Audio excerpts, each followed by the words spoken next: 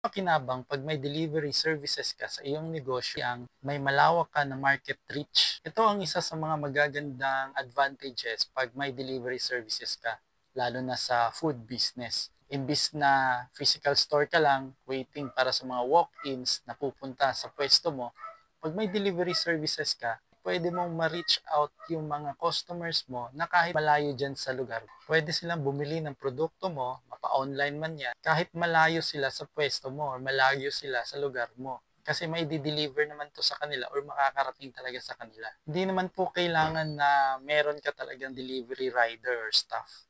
May mga different apps or agency na mga delivery services po ang kanilang ibinibigay. Pwede po kayong makipag-coordinate sa kanila. At syempre, kasabay ng pagkakaroon ng malawak na market reach ay ang pagtaas ng inyong benta or sales. Kahit saang lugar man or gaano kalayo man yan sa inyo, as long as kaya mong abutin through delivery services mo, ay kasama na rin sila sa mga customers mo. Kaya through delivery ay mapapataas din talaga yung benta mo dito.